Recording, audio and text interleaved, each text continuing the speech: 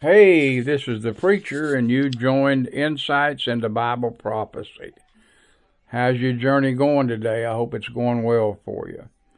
Well, we're looking at, as we develop this series, Bible prophecies, or we're looking at things that were foretold in the Bible that either have come to pass or will come to pass.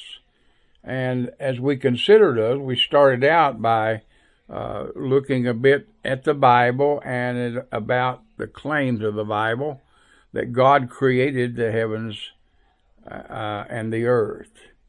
And as we consider that a bit, we talked a little bit about something called fine tuning. I just want to develop this a little bit before we get into some of the prophecies. Eric Metaxas wrote a book not long ago called Is Atheism Dead? Eric Metaxas has a talk show also, I think YouTube channels, as many of the speakers along that line do. And he developed in his book the thought about fine-tuning. It wasn't original with him. He's looking at some of the astrophysicists and some of the astronomers and others, evolutionists, that have a hard time believing that God created the things that are. And he talked a bit about fine-tuning. What is fine-tuning? The universe.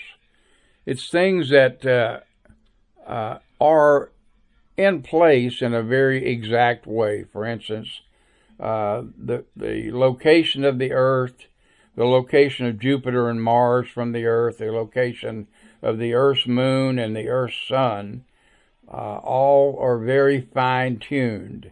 If we were further away from the sun, we'd be a frozen globe and life could not exist. If we were closer to the sun, we'd be a burning fire and nothing could exist. Our moon and its gravitational pull, and our moon and that gravitational pull and how it affects the orbit of the Earth. If that gravitation were less or more, the Earth would wobble off into space and be destroyed. The location of Jupiter and Mars, according to Metaxas, and I think he's got some obviously astronomical proof of this, shield us from some of the asteroid belts. And if they weren't there and their magnetic pull was not there, we'd be buffeted with more asteroids from outer space, and the Earth would become uninhabitable. So these are some of the things about fine-tuning. One of the exercises you may try, whether you want to look at evolution, whether you want to look at biological or biology, whether you want to look at astronomy, archaeology, and so forth. All of these, if you trace them as back, and you can trace this by simply Googling what was before that. For instance, if you're looking at proteins in the human body, well, what was before that? And if you look at amino acids and other things, that it keeps breaking it down into nanoparticles, and you continue to ask what was before that, you come to the place where their doctrine is nothing. If you go to astronomy and you ask what was before the Big Bang Theory, and it keeps breaking it down into chemical processes and so forth, what was before that? Their doctrine is nothing. If you trace archaeology back far enough, they have to come to the fact, and anthropology, they got to come to the conclusion that in the beginning there was nothing. So all of those, in my mind, seem to be in agreement with what God said. In the beginning, God created the heavens and the earth was without form and void. There was nothing.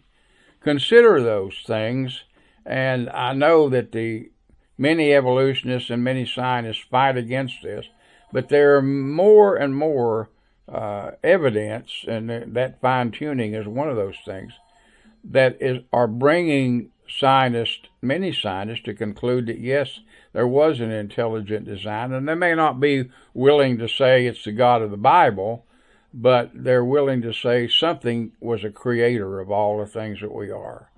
Consider that in your mind today and think about the fact that if there is a creator, and if he has created all those things, then he has an absolute divine right to our life, and we'll talk about more than that later. Thanks, and have a great day.